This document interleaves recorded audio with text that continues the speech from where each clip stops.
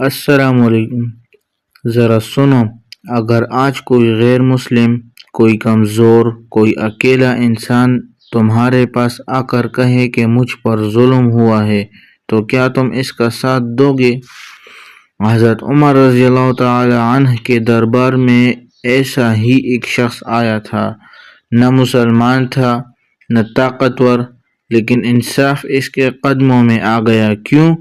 کیونکہ عمر رضی اللہ تعالی عنہ کے لیے عدل صرف حکم نہیں تھا، عبادت تھا۔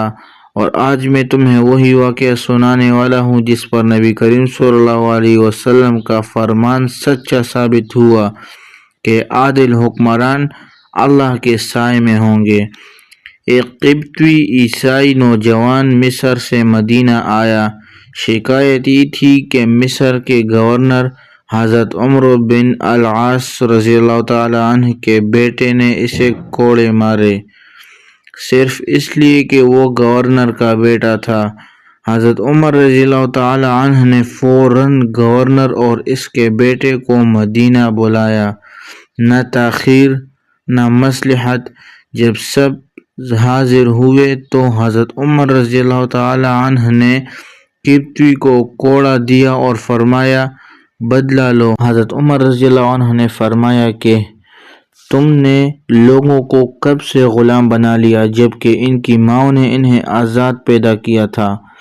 یہی عدل تھا جس پر قرآن کا حکم پورا ہوا کہ انصاف کرو، چاہے معاملہ خود تمہارے خلاف ہی کیوں نہ ہو۔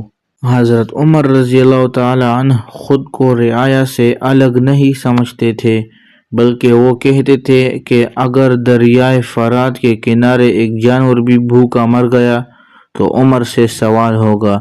اسی خوف خدا کی وجہ سے وہ راتوں کو مدینہ کی گلیوں میں نکلتے، لوگوں کا حال پوچھتے، اور جب کسی کے گھر میں فاقہ آتا تو بیت المال نہیں، اپنے کندھے پر آٹا اٹھاتے تھے، کیونکہ ان کا یقین تھا کہ حکمران کا ہر فیصلہ اللہ کے سامنے پیش ہونا ہے۔